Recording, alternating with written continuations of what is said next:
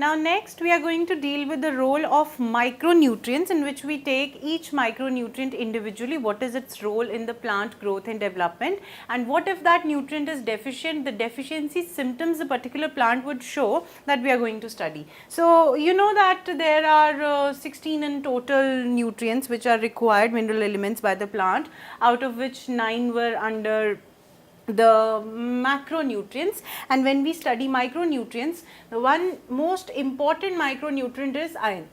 Rest, see, iron, boron, manganese, copper, zinc, molybdenum, chlorine and nickel, these micronutrients need to be present in the plant. They need to be available in the soil for the plant, so that plant can conduct its vital activities in the presence of these micronutrients. So first we are going to take iron. It is absorbed in the form of ferric ions, alright, from the soil. And how much that ferric ions are going to be taken up from the soil, that depends on the pH of the soil. That in the acidic soil, supposedly the pH is lower in a soil, the uptake of ferric ions would be greater, okay. So the pH of soil somehow regulates the absorption of iron in the form of ferric ions. And what if this ferric ion is not present, it is going to show the symptoms, and the deficiency symptoms would depend upon the various functions that this ion is performing. So let's see what are the functions that it performs. You have heard about the things like cytochromes and ferrodoxin. These things are very important in electron transport system. I must tell you one thing, that whatever energy is being generated in the process of photosynthesis and the process of respiration, where we take up the energy, it is possible because an electron deficient molecule is being formed, and the electron jumps from one molecule to the other molecule, which we call as electron receptor. So this electron transport system in both photosynthesis and respiration cannot be completed if there are not present the molecules which are derived from iron. Means iron plays an important role in all those electron acceptors which are present in photosynthesis and respiration for the electron transport system, or we call it electron transport chain.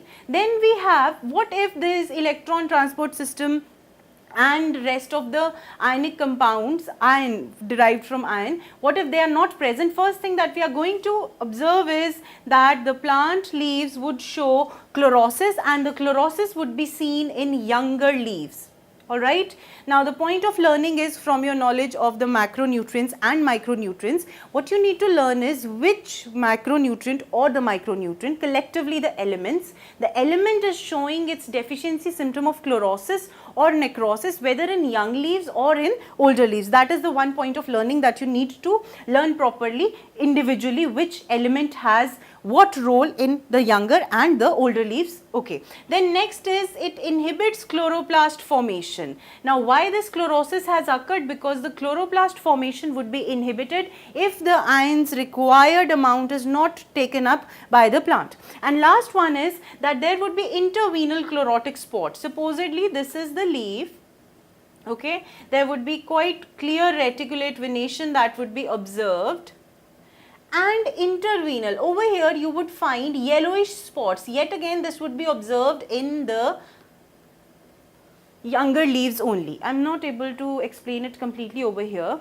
just try to understand it from the color difference. Supposedly this is the midrib and these are the veins which shows further reticulate venations. Just to give you an understanding, I am making it. What you would find is that there would be chlorotic spots. Now over here I am using black color, but in case of a real leaf you would find these yellowish spots, while the rest of the leaf would be green in color. So this is what is the role of iron that you need to remember, and what are the deficiency symptoms if the plant is not able to take up the required amount of ferric ions from the soil. Now the next important micronutrient is boron. How is it absorbed?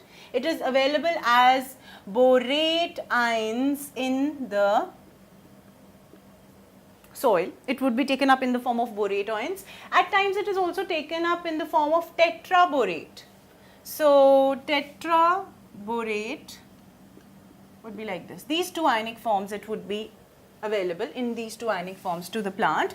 And what would define or what would determine how much these ions are available to the plant? Again, it would be pH of the soil. But unlike in the case of iron, where acidic soil enabled more absorption, over here when the pH rises, that means pH becomes more basic, then the availability of the boron would be more to the plants. Now let us see what function this boron performs. First of all, before we get into these, you need to remember that it has a very important role in pollen germination. Okay?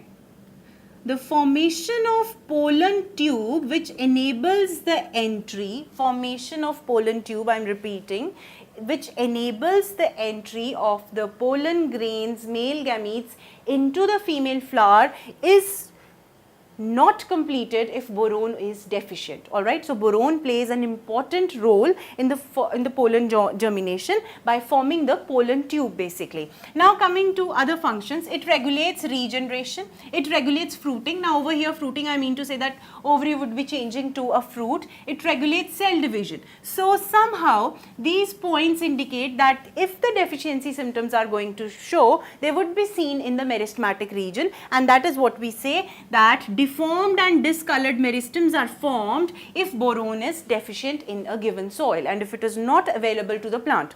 Then there is the point of translocation of sugars within the plant. Whatever sugars are being formed, sucrose, that would be translocated to the other points with the agency of borate ions. It regulates the water relations as well as the fat metabolism that takes place inside the plant. And one very important point of boron is that it regulates the carbohydrate metabolism, which is very important when the pentose phosphate pathway has to take place. So please remember this, that boron is very important regulatory ion or regulatory mineral for pentose phosphate pathway. Now because it is playing again a very crucial role, as we can see, in the meristematic region, in the development region and in the growth processes. So you are going to see meristems which would be disformed. You are going to find that abscission of flowers and fruits would be promoted in case the boron deficient soil is given to the plant. Okay, then there is curling and twisting of the leaves. Again, these leaves, because it is